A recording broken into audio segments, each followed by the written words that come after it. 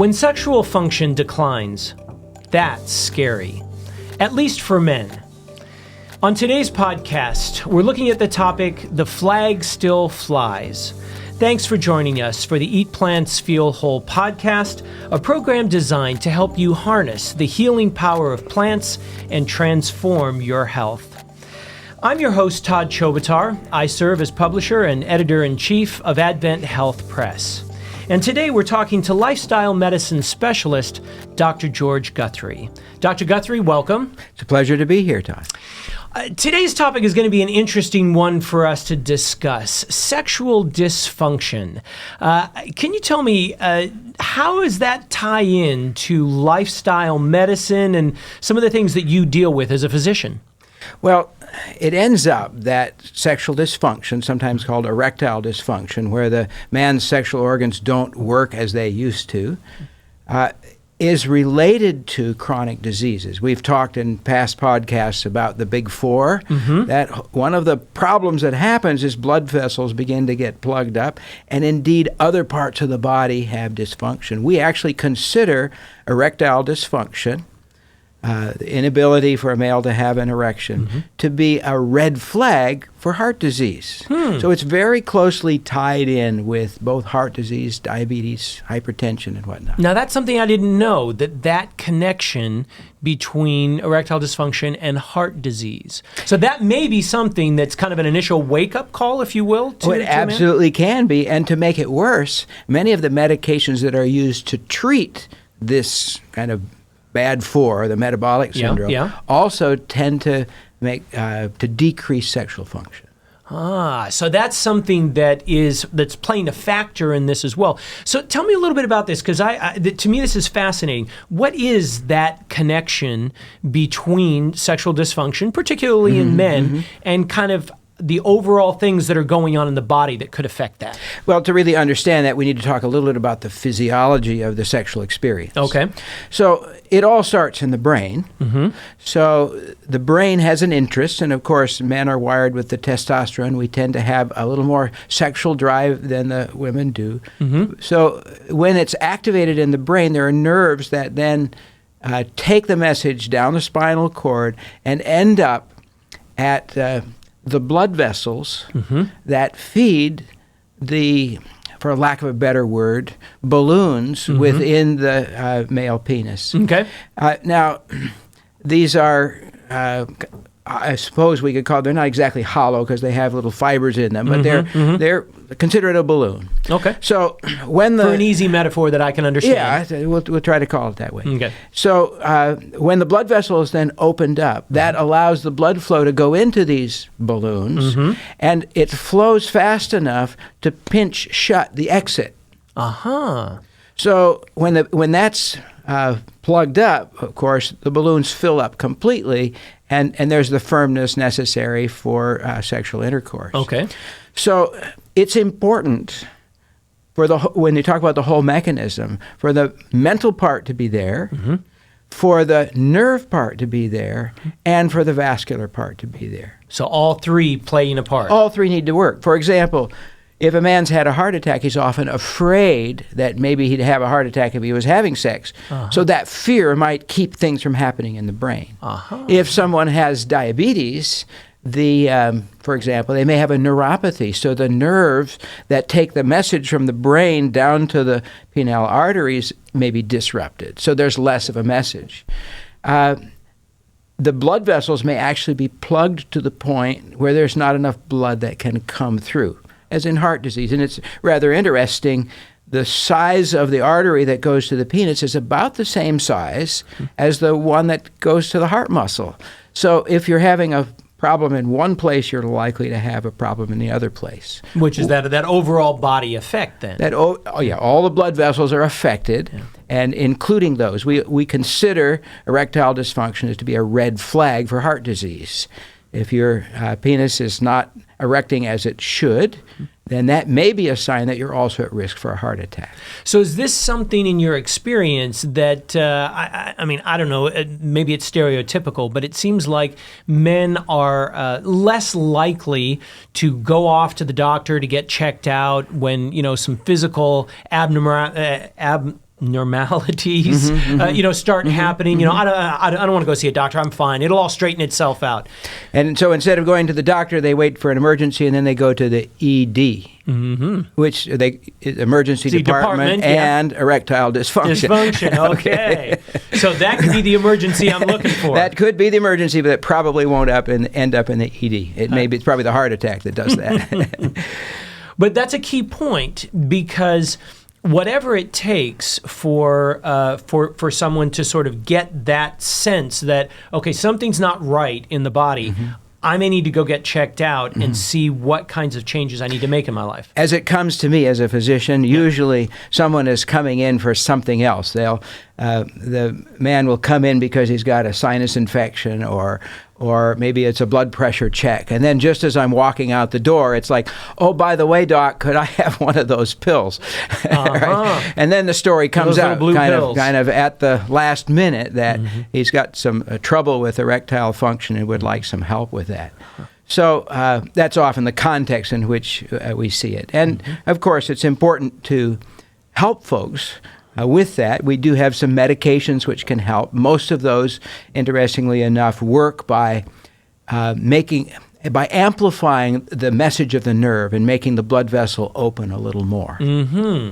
So the pills can work, but as a lifestyle medicine specialist, that's not necessarily your first choice, right? What do you... We would probably call that the fastest choice, but the real solution to the problem is to get those blood vessels opened up. And really, since around 1990, when Dean Ornish first demonstrated to us that the arteries could be cleaned out, you could actually take the cholesterol out of the arteries, that it's been a possibility, anyhow, that the erectile dysfunction would also improve. Now, have you ever seen that film, Forks Over Knives? I've heard about it. Tell me what's... I really enjoyed it. They kind of have a fun way of dealing with this whole business of erectile dysfunction. There's a gentleman on the film who has heart problems, and we don't know about that early until later on in the film, and he's describing how he's now got more energy. And he also describes in... I think, a cute way, how the sexual function has returned and does well. And he puts it like this. He says, the flag still flies. The flag still flies.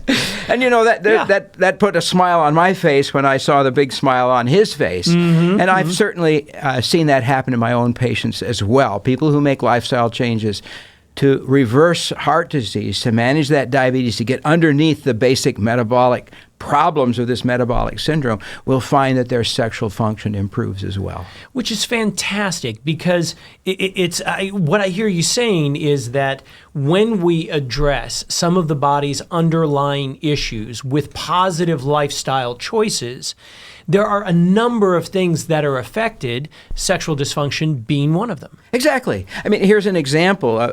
We're learning a little bit about how these things may happen. Blood vessels dilate with something called nitric oxide. Okay? And that is made in the body from a little amino acid called arginine.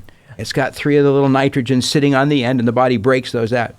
Well, it ends up that plant proteins tend to have a lot more of the arginine than animal proteins do. So as one moves away from so many animal proteins and eats a lot more plant proteins, not saying that they're eliminated necessarily, I understand. but when you have a predominant plant-based protein, your body has more of the basic building blocks to open up the blood vessel. So if I were to come to you as your patient and do one of these kind of things, I'm here to get my blood pressure checked, I'm here, my throat's a little bit sore, and just before you go out, I say, Dr. Guthrie, by the way, the flag's not flying so well. So give me a couple things, which of course you go into in depth in your book, but for someone who's listening today, what are some of the action items that you would have people go away with from this podcast here? Some things I can start doing immediately. That is a huge kind of question that you've asked, and it really involves a full lifestyle change. That which is necessary to reverse heart disease will also reverse the artery disease in the penile artery and should bring the improved function. Now, of course, if you're coming into the office, I'm going to do a little more history taking. I've got to find out about the mind. How's it working? How are the relationships? Because that's an important part of life. If Absolutely, there's fear sure. and guilt and anger, that's not part of a loving relationship.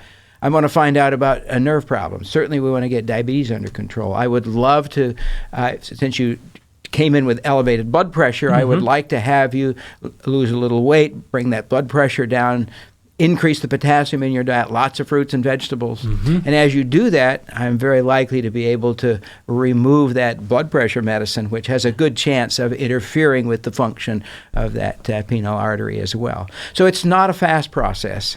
And I can pretty much guarantee you that once I've had the talk with you, on the way out, I'm also going to give you a prescription for that quick fix. For the quick fix, okay. sure. So you get the pill that tends to help, with an understanding that this is temporizing, and unless lifestyle changes, you're likely to have this progress to non-functional. Yeah. But you have an opportunity to turn it around. And this is the chance to be able to do that. This is the chance. The earlier you get it, the less challenge there is in reversing it. The less there has to be reversed if you change it early. Now, you mentioned one resource, if you will, that you like this film, Forks Over Knives. One of the things that I like about your book, Dr. Guthrie, is in the back, and I'm just going to grab a copy right here and that I'm holding. You have a number of resources that you offer to people for free, and one of them is a list of your recommended resources. This is available in the back of your book, but it's also available as a free download if people come to the website eatplantsfeelwhole.com. Tell me about this list of recommended resources. Well, I wrote Eat Plants, Feel Whole, not as how would one say this, a kind of the new person on the block in this whole concept. I'm not the new person on the block. I just have some people that I can influence. What I would like to do is to point those who are interested to resources from all around the kind of our larger community that can help people on the journey. It's not just one voice. There are many people working in this area, and I want to encourage our readers to move in that direction, to get connected, not just with me. I would like to be the starting point. So lifestyle can change, and certainly people can use the support that comes from so many of these other resources. So it's a pleasure to provide this, and I'm certain it's not complete, but at least it's a good place to start. And these are ones that you've taken a look at. So you have some books that you recommend to folks, some cookbooks, yes, additionally, even some websites and some films. Yes, you have a list because people might connect in different ways That's with different exactly types correct. of resources that are there. If I were to be asked which resource has most affected the patients, I would say it's probably that film Forks Over Knives. I highly recommend it as a way to hear a story and develop hope on the ability to change your lifestyle. I mean, if those people can do it, maybe I can do it. And as my patients learn that of course brings me great joy to see them improving their health on so many fronts. And the neat thing is today, Dr. Guthrie, there are more resources about healthy lifestyle choices than ever. So certainly that film is one, but there are a number of films that you recommend, a number of websites and so forth where people can dive deeper. Those are free resources that folks can check out on websites. But then I like the books and the cookbooks as well, too, because they can be an important part, especially for someone like me, that likes to do a little bit of a deeper dive and to say, I really want to find out the best things that can help me to move forward in making those choices. Especially on your journey to find healthier food choices. It's excellent. It's a good choice. Good. Well, Dr. Guthrie, thank you so much for your time today. I appreciate it. You've been listening to the Eat Plants, Feel Whole podcast, a limited edition 15-part series where our goal is to help you to harness the healing power of plants and to transform your health. I've been your host, Todd Chobatar, and you can find out more about Dr. Guthrie and his work by visiting eatplantsfeelwhole.com.